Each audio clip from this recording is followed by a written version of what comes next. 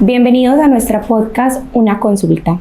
El día de hoy, en nuestro episodio Canitas al Aire, vamos a hablar de alimentación en el adulto mayor.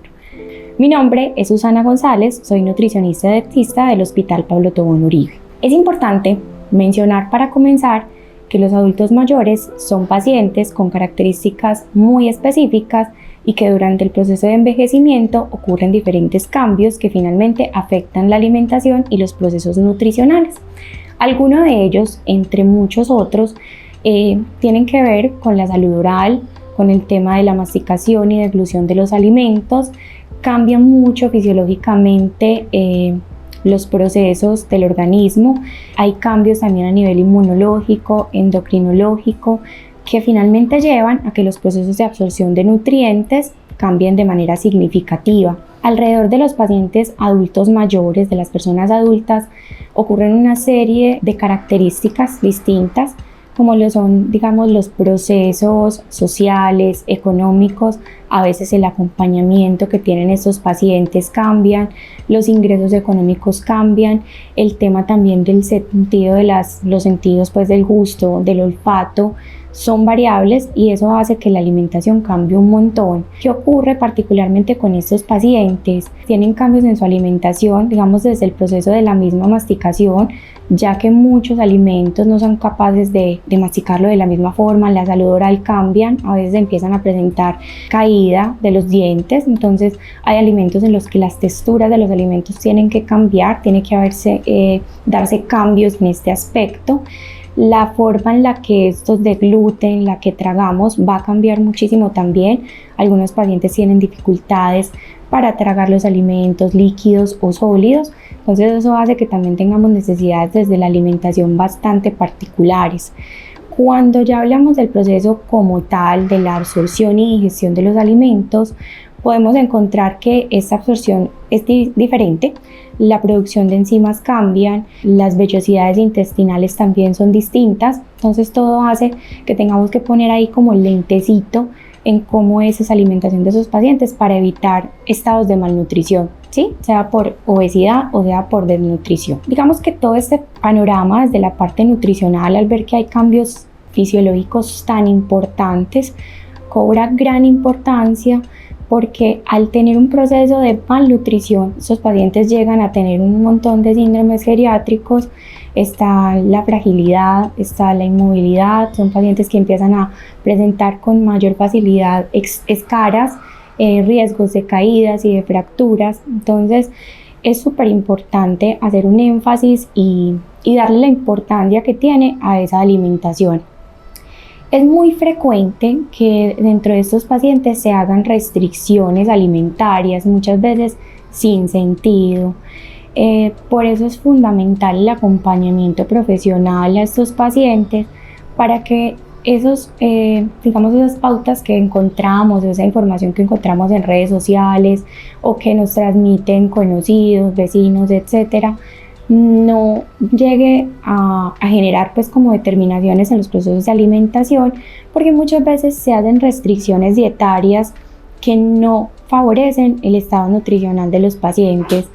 Es muy frecuente que se haga restricción de algunos alimentos, como por ejemplo el huevito, las carnes, los lácteos, adicional a que estos pacientes ya habíamos hablado de que tienen todas esas alteraciones desde la parte fisiológica y de su condición, como de muchos órganos, los procesos del gusto y demás que ya habíamos mencionado, que hacen que igual generen aversiones. Entonces, al haber aversiones y al haber selectividad con esos alimentos y si adicional hacemos unas restricciones importantes a esa dieta, llevamos a esos pacientes a estados de malnutrición. Entonces, es importante que esos adultos mayores se nos alimenten supremamente bien, lleven una alimentación muy sana para lograr cubrir las necesidades nutricionales, para que tengan una mejor calidad de vida. En eso se deriva finalmente una buena alimentación, y es en que estos pacientes, si se nos alimentan bien, podemos llegar a evitar esos temas de fragilidad, de sarcopenia, que vamos a ahondar ahora un poquitico más,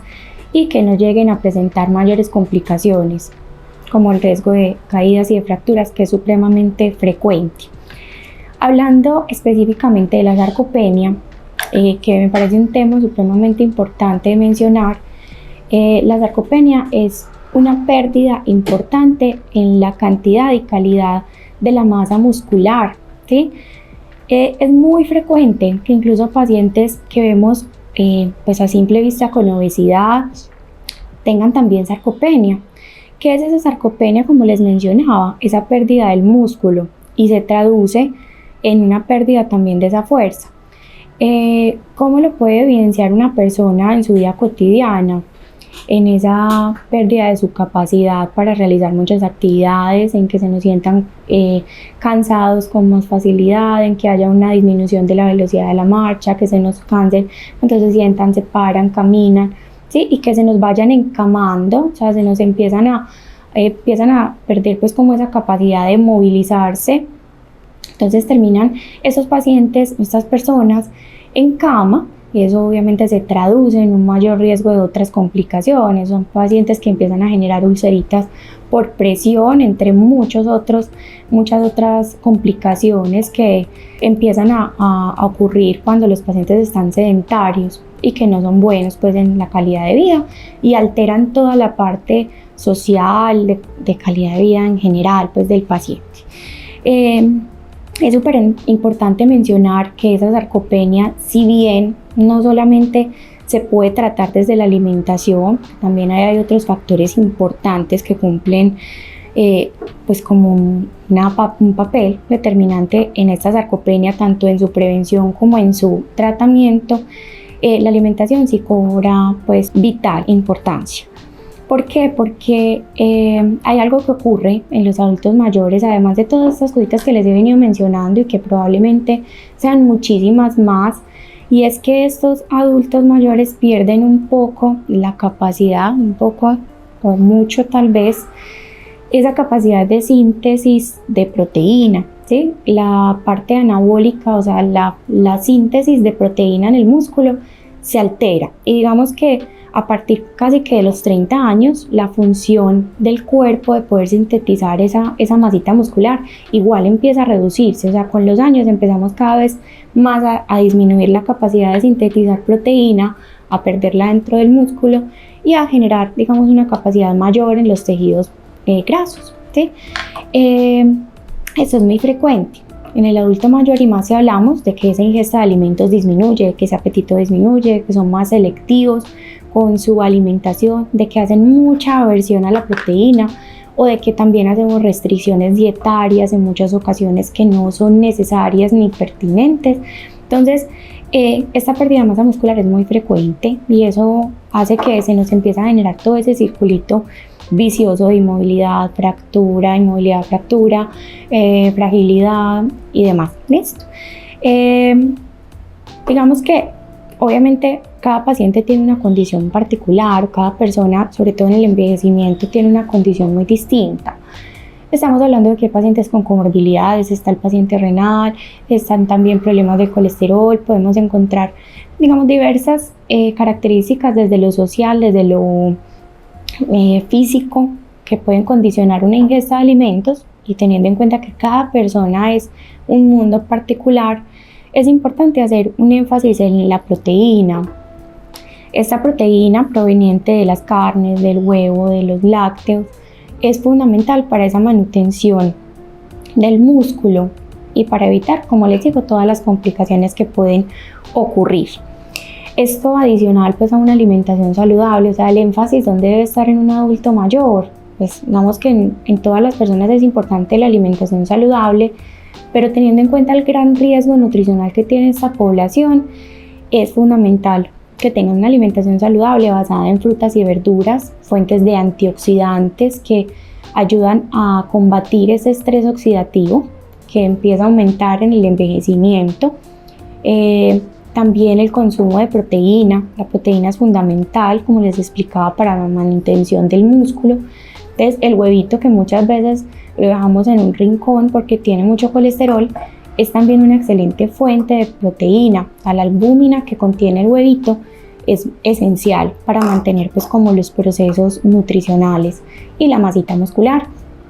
La vitamina D es uno de los nutrientes que es muy frecuente que los adultos mayores tengan deficiencia. Digamos que en la población en general es frecuente que haya deficiencia de vitamina D. ¿Por qué? Porque la vitamina D, además de que consumimos alimentos que la contienen, también se sintetiza, por ejemplo, por el sol, ¿sí?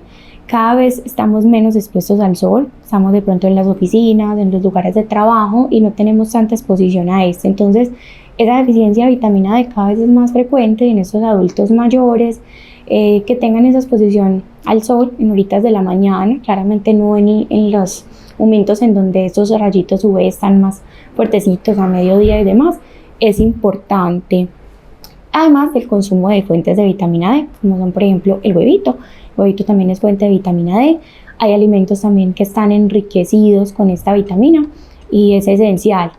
Sí, de hecho la vitamina D es una vitamina liposoluble que está contenida en las grasas. Entonces a veces también cuando hacemos esas restricciones de grasas tan estrictas, ¿sí?, podemos llevar a deficiencias de estas vitaminas liposolubles como la A, la D, la E, la K. Otro nutriente también fundamental es el omega 3. ¿Sí? Digamos que este también favorece ese anabolismo del músculo. Entonces, consumir alimentos fuentes de este omega 3 es también importante. ¿Cuáles? Los pescados grasos, los que consumimos, digamos, de manera más fácil acá en Colombia, pueden ser el atún, el salmón, ¿sí? Las sardinas. Digamos que no estamos muy adaptados como a esa dieta mediterránea y no tenemos tan fácil acceso a muchos otros, pero esos fácilmente los podríamos consumir dentro de la dieta. Lo ideal es que consumamos pescado 1 o 2 veces por semana por lo menos, entonces eso es importante. El estado de hidratación, o sea, en una persona normal es importante la hidratación, en un adulto mayor cobra una importancia muchísimo más alta. Claramente habrán patologías y circunstancias que ameriten una restricción pues de líquidos, pero en términos generales es súper importante que tengan una adecuada hidratación. La alimentación, o sea, buscar, digamos que dentro de todas las condiciones que pueden hacer que un paciente adulto mayor, una persona adulta mayor coma un poquito menos por sus gustos, por sus rechazos, por su selectividad, por todas las cositas que les mencionaba de la alteración de papilas gustativas y demás. Es importante que siempre tengan una buena alimentación. O sea, si un paciente adulto mayor no se nos alimenta bien, si no come, habrá que buscar la forma de ajustar las consistencias, de ajustarnos a sus gustos y rechazos, de hacer preparaciones variadas, como lo hacemos muy frecuente en los niños, para que tengan realmente una ingesta adecuada de alimentos. La actividad física, fundamental. Está claro que la exigencia de una actividad física y del ejercicio no será igual que en una persona joven, pero el ejercicio, el que no estén sedentarios, que no se nos queden quieticos, encamaditos, es fundamental, ¿sí? Y ayuda a que también ese músculo se nos sintetice de una manera mejor. Algo que me parece importante precisar es que la suplementación debe ser de manera pues como asesorada. O sea, es muy importante que realmente estos adultos mayores no consuman suplementos porque sí, sino que sean realmente recomendados por un profesional, porque a veces se toman estos suplementos pues como a libre demanda. Entonces no siempre será necesario suplementar omega 3 o vitamina D o proteína, ¿cierto? Digamos que en muchos casos puede ser necesario, pero es importante pues como siempre que tengan esa asesoría para que no se tomen pues como decisiones frente a esta que puedan generar otro tipo pues como de complicaciones, teniendo en cuenta todas las comorbilidades y las particularidades que tiene este adulto mayor. Ya como para ir cerrando, esto es un tema supremamente amplio porque esta población es una población muy particular, con unas necesidades muy específicas y a las que tenemos que cuidar mucho. Entonces, la invitación es a que pongamos mucho la atención en una alimentación saludable, de que no hagamos restricciones dietarias sin necesidad, de que estemos muy pendientes de que esa alimentación sea una alimentación que cubra las necesidades, de ir pues como poniendo atención a cómo nos sentimos desde nuestra parte física, de que si de pronto evidenciamos en nuestra vida cotidiana esa fatiga, esas alteraciones para la movilización, si vemos que de pronto empezamos a tener signos de deshidratación, de malnutrición, consultemos y nos asesoremos por un profesional para llevar a una alimentación saludable y cubrir esas necesidades para evitar complicaciones como la sarcopenia, prevenirla y lograr pues una adecuada calidad de vida. Los invitamos a seguir escuchando nuestros episodios sobre el adulto mayor. Muchas gracias. El contenido de este podcast tiene fines educativos y no pretende reemplazar la consulta, diagnóstico o tratamiento proporcionado por profesionales médicos calificados. Se recomienda a los usuarios consultar a su médico tratante para la evaluación de casos concretos. Todos los derechos de este podcast son reservados. Se autoriza su difusión siempre y cuando se cite la fuente original.